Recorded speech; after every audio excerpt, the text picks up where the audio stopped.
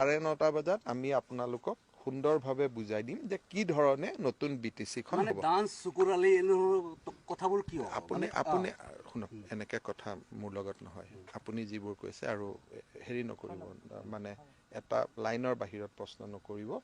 নাই এইবোৰ বাবা যা, মই মদ খুৱাই থকা মানুহৰ লগত কথা নাপাতো, যোৱাচোন প্লিজ প্লিজ। মই কিন্তু মালিক মই কিন্তু মালিকক ফোন কৰিম এতিয়া। কিন্তু চোৱা, মই কিন্তু মই বেলেগ পলিটিচিয়ান নহয় দেই, মই ভয় কৰা মানুহ নহয়। তুমি যদি এনেকৈ মদ খাই, মই সন্তোষ জয়ছলাই এতিয়াই ফোন কৰিছোঁ, ৰ'বা। এইটো কাম নকৰিবা দেই ভুলতে। নহয়, মোৰ নাম হিমন্ত বিশ্ব শৰ্মা। এইটো নকৰিবা দেই।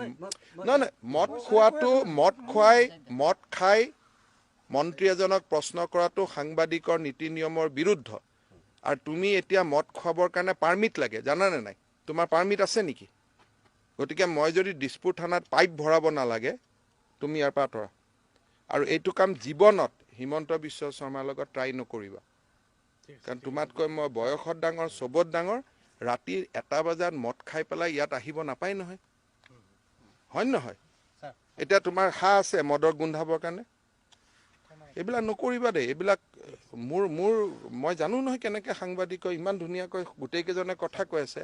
তুমি মদ খাই পেলাই যি পাই তাকে প্ৰশ্ন কৰি আছা। নাপায় নহয় মদ খাবৰ কাৰণে।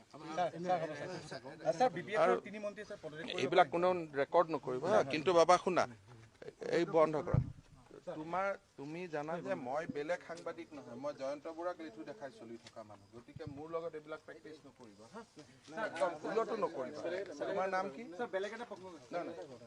ইহঁত বন্ধু, ইহঁতে কাটি দিব বাৰু তোমাৰখিনি ৰেকৰ্ড। তোমাৰ নাম কি? তুমি চাইফুদ্দিন আহমেদ নহয়, এনেকুৱা নাহিবাই হিমন্ত বিশ্ব শৰ্মাৰ ঘৰত। আৰু এনেকে মুছলমান মানুহে মদ খোৱা তোমাক মই প্ৰথম দেখিলোঁ।